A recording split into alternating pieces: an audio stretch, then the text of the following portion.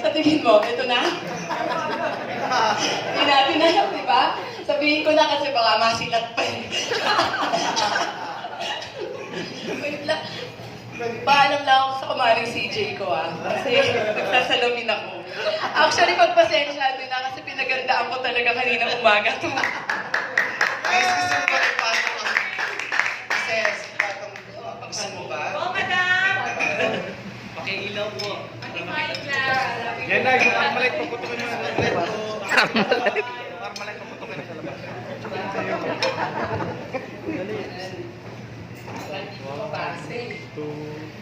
Pasensya na. Pagbigyan nyo na ako mahaba to. Sana ma-inspire kayo. Good evening, everyone. Mga monarchs! Hello! Para kayong hindi nabigyan Okay, joke lang. Mahal ko yung mga yan eh.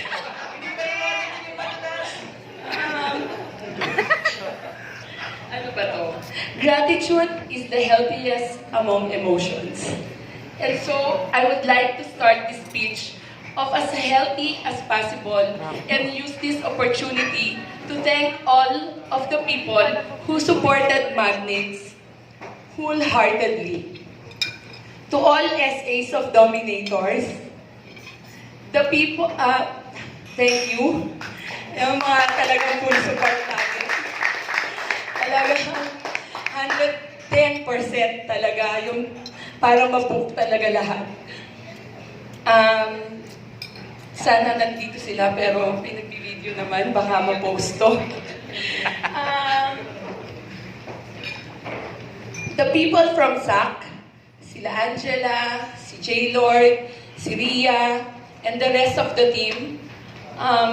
The people who are always patient and committed despite my constant persisting when it comes to urgent matters. To the PDs, sila Justin ng Makati, and sila Brian ng Viento, who are very accommodating during the weekends para lang sa benta. To Sir Paulo, I am very thankful. It has been a huge help because I've become more comfortable to approach and seek guidance from a superior. Let me share my journey in Alveo to all of you. My home for 15 years, minus of course the years that I've been away. Being part of different divisions and groups, I've experienced a variety of good things and insights. And one thing I have learned to practice and value the most is to work harmoniously with dignity. Being in a company as a grand as Alveo, hope that what I have to say and give today bears wisdom. Trophies, certificates, there are materials, recognitions, ever manifested by the goals of the company and everyone's hopes and dreams. We work hard not only to earn income for a living, but for honorable recognition.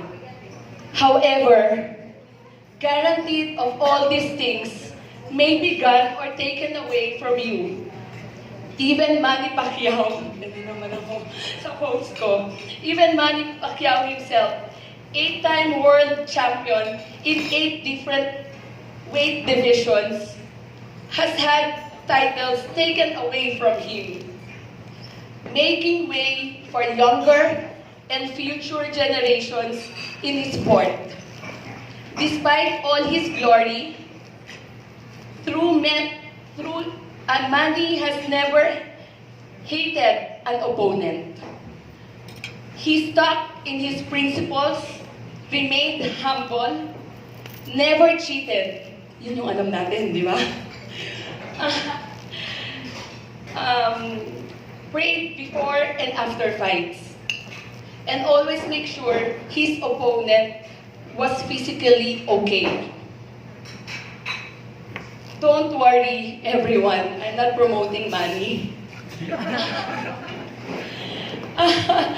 I am merely stating an inspirational story of humility given by one of our country's finest in the sport of boxing.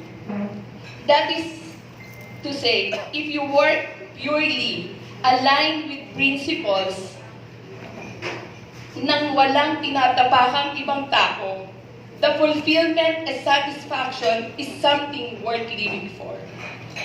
You know your worth. You keep your human dignity.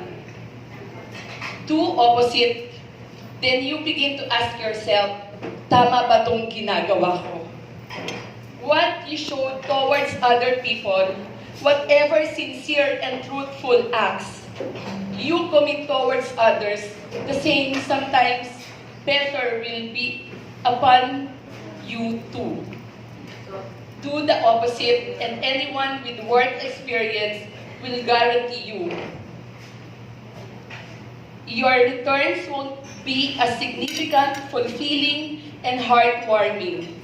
Unity and integrity with co-workers, that is the essential tool to get you up the ladder and ensure positive growth not only for yourself, but for the people around and with you.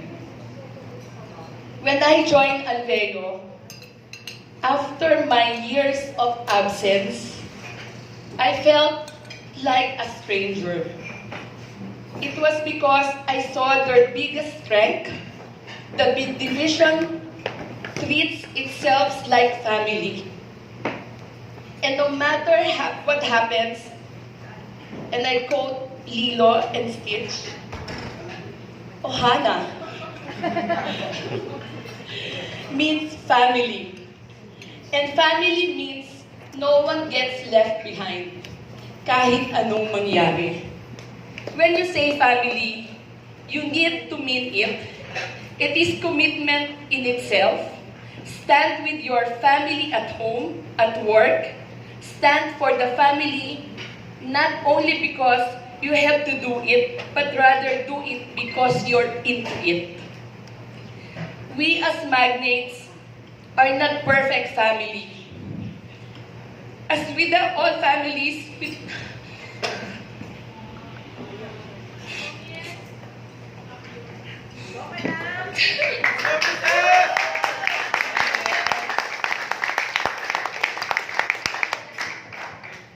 as all with families in this imperfect earth. But me as their parent, kasi hindi ko na siya mabasa. Kailangan ako lang nag-makeup nito. Walang bayad. But me as their parent, it is my duty and commitment to be strong on whatever decisions I make. Not only for the family's sake, but for the division and for Alveo. Every single one of us is but a singular yet a very crucial bigger picture, unit of the bigger picture. I understand that there were been times where I've made decisions that are questioned, but as I stand here today, the day will come wherein we all understand the circumstances of a certain events, that at the end of the day, it was all for the greater good. Before I conclude, let me thank my group for all the love and understanding. There may be times when they felt undervalued and underappreciated. To know that all I ever want and always want is for all of you to be mature and responsible individuals, and ultimately, better people in general. We all have the responsibility to accept certain circumstances, look towards in the future, and move on. We should not dwell on anything that hinders our success. At the end of the day, know that always mean the best of all of you. All of your efforts are appreciated, and I wouldn't here standing tonight if it weren't for all of you. I sincerely thank you all and remain committed to what the future has for all of us. To my managers, it's been a year of just the three of us. Paulit-ulit na may madadagdag, mawawala, but the three of us have always stayed together and made it through yet again. I thank North and KFC. Even despite disagreements, we always stayed through and respect each other. Know that no matter what challenges we go through every day, I trust that we always make it through and promise that I am always here for all of you. To Boss Darwin, thank you. Head-aching and difficult challenges lie ahead. I understand that there are problems difficult to manage, but ultimately, as long as we align with our principles, kayang-kaya natin to. All for your positive growth of everyone. Thank you everyone and enjoy the night.